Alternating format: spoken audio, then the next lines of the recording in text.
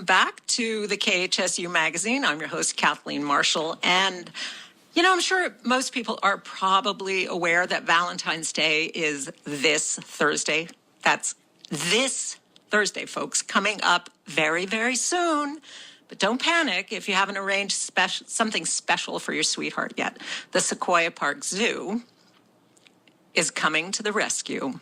With me today in the studio is Ashley Mobley from the Sequoia Park Zoo to tell you all about it. Welcome, Ashley. Thanks for having me. So, Ashley, what do you do with the zoo? What's your official job title? I'm the Director of Marketing and Events for the Sequoia Park Zoo Foundation. Which means that this event or this package, this special something for Valentine's Day was, how did that come into fruition? How did that? Well, the Sequoia Park Zoo Foundation is the philanthropic partner of the Sequoia Park Zoo. So we do many different things in order to fundraise and raise money to support the zoo animals and the zoo itself. So we came up with the idea to do the Sweetheart Animal Adoption Package for Valentine's Day. Great. Well, let's cut to the chase. Tell us all about it for all of us who are in a panic about, I haven't gotten anything for my sweetheart yet. Okay, so if you're looking for something unique to give your special someone for Valentine's Day, you can choose to adopt a red panda, a river otter, a bald eagle, a Chacon peccary, a Chilean flamingo, or a beloved raccoon. Now, you can choose any one of these species, and you can choose either a small, medium, or large basket. And the package includes all kinds of fun things from the zoo. We have an adoption certificate, a glamour photo, a fun fact sheet from our zookeepers, and a plush representation of the animal, a signature zoo chocolate bar, and a reusable drawstring backpack from the zoo. Wow, that sounds spectacular. I can think of many people who would like to give that to their sweethearts. It really definitely screams love. Yes, oftentimes people are already buying stuffed animals and chocolates, so why not support the zoo at the same time and adopt an animal for your loved one? Yeah. Do you have a favorite animal? I personally love the red pandas.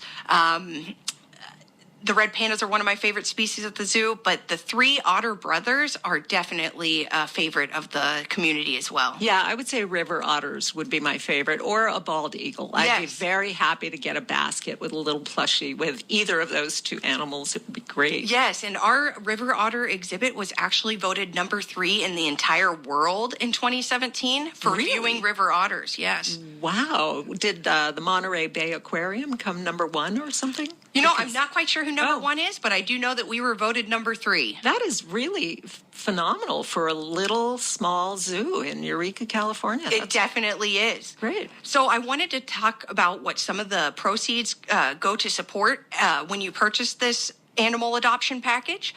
We will put a portion of the proceeds into the Sequoia Park Zoo Animal Enrichment Fund, and this fund supports zookeepers improving the mental and physical well-being of the zoo residents by providing unique opportunities to stimulate their minds and bodies.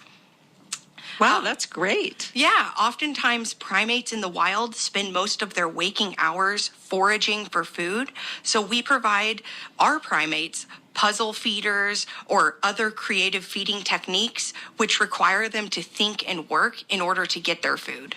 So each of the enrichment techniques that the zookeepers employ are used to intended to stimulate the animal's senses, similar to how they would be activated in the wild. Oh, wow. Yeah. That's very cool.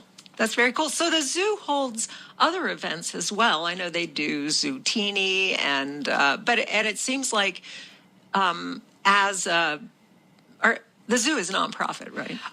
The Sequoia Park Zoo Foundation is a nonprofit, but the Sequoia Park Zoo itself is not a nonprofit. So we're kind of both a nonprofit and a regular zoo at the same time. I see. So does the foundation arrange all of the events to support the zoo? Yes, the Sequoia Park Zoo Foundation, we plan and implement all of the special events which support the Sequoia Park Zoo. Okay. And so if someone buys an adoption package, how do they get the goods? You come to the Sequoia Park Zoo gift shop to pick up your package. Oh, You great. can call us at 442-5649, and I would be happy to arrange pickup for your loved one. Well, that's great. And then that gives someone an opportunity to just, wander through the zoo for a little while, either before or after they pick up their package. Yes, the Sequoia Park Zoo gift shop and cafe, it's always no admission to dine, but we do require admission to visit the zoo, yes. Okay. So are the baskets wrapped in pretty red paper with hearts or something? They're all packaged up in a reusable zoo backpack. Conservation is on the forefront of our minds at the Sequoia Park Zoo, and the sustainability of the planet as well. So we have carefully packaged the certificate and the plush representation of the animal and the chocolate bar and everything into a convenient reusable drawstring zoo backpack. So then you can carry your zoo backpack to grocery stores or wherever you'd like to go and use your reusable bag. Oh, that's really nice. So you mentioned that there are 3 different size baskets, small, Yes. medium, and large. What does that mean? How do they differ? It's basically the size of the plush representation animal. So you can get the small one is about an 8-inch plush animal for $30. The medium basket. Okay, the medium basket is a 12-inch to 14-inch plush animal, and the large basket is a 15 to 21-inch large plush animal. So that's going to be almost 2 feet tall. Wow. Yeah. I used to have stuffies like that when I was a kid, but I haven't had one that long. Actually, I haven't had a stuffy in a long, long time. Yep, working at the zoo, I've grown to collect quite a few at this point. You'd be surprised. Our gift shop supervisor has purchased eco-friendly plush animals for the small and the medium basket, which means that the inside of the plush is made of reusable or recycled water bottles and things. So it takes some of the trash out of the world and puts them into something that we can sell and use in the future. Oh, that's great. Yeah. That's really, really great. So you mentioned that the foundation does all of the fundraising events for the zoo, and I mentioned Zootini, which is a big Yes. one.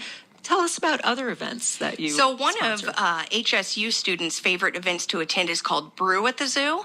We bring together 21 plus breweries and apple cider makers here on the Humboldt coast, and we have an event where you can wander the zoo and have tastings, and it's usually it's on May 4th this year, so it's just before graduation. So Nice. it's a fun way to go out with your friends just before the culmination of HSU graduation. Right, and I understand you're an HSU alum. Yes, I am. I did get a secondary degree through the Certification of Museum Studies and Gallery Practices program here at HSU. Wow. How did you even know that was something you could do? Well, HSU is one of only 3 universities in the entire nation that has a secondary program in museum studies and gallery practices. So when I graduated with my Bachelor of Fine Arts degree and wanted a little something extra, HSU came up as one of the 3 places I could get a certification. And through that certification, I was able to obtain an internship at the Morris Graves Museum of Art. And from there, I was able to launch my career in the nonprofit community here in Humboldt County. That's great. Another story about an HSU graduate staying in the community. Yes. That's fantastic. That's fantastic. So let's talk a little bit more about how this money is going to support the zoo, because that is a very important component, because as you said, a lot of people are out there buying stuffed animals and chocolate for their loved ones. So, Yes. and the benefit of this is that you get to support animals at the zoo. So I know you support their habitats, but you also have to pay zookeepers. Well, actually, the zookeepers are supported through the city of Eureka and that side of. But this project in particular goes to support the enrichment fund, and enrichment is a very special activity that zookeepers do to improve the well-being and the life of all the zoo animals who live there. Nice. We like to mimic their home environments and mimic their day-to-day activities in life. And so in a way to make that more interesting is coming up with novel ideas in order to make feeding time more interesting for those animals. Okay. And, I remember when zoos didn't even care really about the habitats. There Yes. would be, animals in bare concrete floored Yes. cages. Not anymore. Yay. So we are accredited through the Association of Zoos and Aquariums, which is the national and actually international accrediting body with the highest standards for zoo care. And our little zoo here in Eureka is one of the smallest accredited zoos in the United States.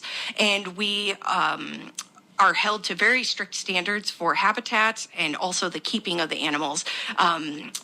This day and age, you have to do naturalistic environments and habitats much different than the days in the past. So I encourage those of you who have not been to the zoo in many years to stop on by, because we are constantly improving our habitats. We have a major zoo master plan that we're always working on implementing, and that includes natural habitats and exhibits that will be released in the very near future. Great. Thank you so much for joining me today, Ashley. Well, thank you for having me. Yeah, and for all of you out there, you can spread a little love to the zoo animals as you express your love to your sweetheart. You can go to, what website should they go to? You can go to sequoiaparkzoo.net to find more information, or you can call us at our office at 442-5649. Great. Thank you very much. Thank you so much. And now for your community calendar.